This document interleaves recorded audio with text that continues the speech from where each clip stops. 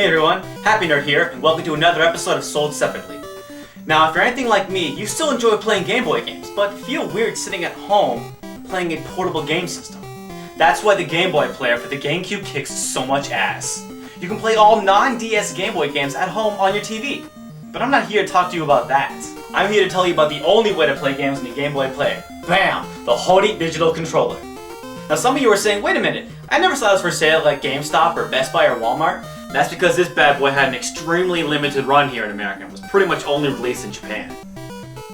Man, they get all the cool stuff. Look at this thing. Do I even need to explain it? It's a Super Nintendo controller with the GameCube's button layout. It couldn't be a more fitting controller. I mean, most GBA games have the same look and sound of a Super Nintendo game, or are Super Nintendo ports. In short, it's as awesome as you think it is. But let's take a closer look, shall we?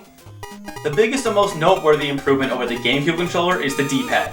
It's much bigger than that piddly little thing. And I'd say it's an improvement over the Super Nintendo controller too, because of the shape of the backside. As opposed to a flat backside, the Hori controller is better shaped to fit your hands. It's even more comfortable than the Wii Classic controller. This controller comes recommended as a companion to the Game Boy player only, as the D-pad is not a proper substitute for the GameCube's analog stick. Most Cube games require use of the analog stick and are therefore not compatible with the Hori digital controller.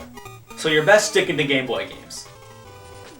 That being said, I actually prefer this controller with GameCube games that are compatible with it, like Soul Calibur 2, Ikaruga, Resident Evil, Alien Hominid, and of course the Zelda Collector's Edition. Man, it's so surreal to be playing a PlayStation 1 game ported on the GameCube with the Super Nintendo controller. Any game you can play with just the GameCube's D-pad can be played with this controller, provided the use of the C-stick isn't necessary. For example, you can use the Hori controller to play Resident Evil 0, but one of the game's main gimmicks, the ability to move your partner, is lost due to the absence of the C-stick. Which is really a shame because the game controls so much better on a pad rather than the analog stick. As you can see, the Z button has been mounted to the face, so it's only missing the two analog sticks. So if the game is analog stick free, you're good to go. One really lame thing, this controller isn't compatible with the Wii version of Mega Man 9, which is such a shame.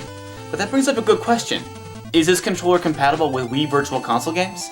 Well, I did my research and yes, this controller is compatible with some games on Virtual Console. I had to do research because I don't know firsthand. I don't download games on Virtual Console, why would I? I got the originals, punk! Anyway, this thing is definitely worth the money, if you can find it. It can be hard to track down because it has a really simple name, Digital Controller.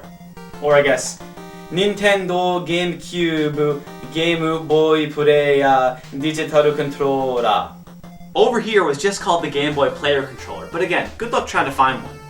Just know that the company that made it is Hori, H-O-R-I. I wanted to give you a price, but when I made this video, I couldn't find any of these on eBay, so I have no idea how much these cost nowadays. My guess is it won't be cheap. So I'll wrap things up by saying happy hunting for this highly recommended controller. Until next time.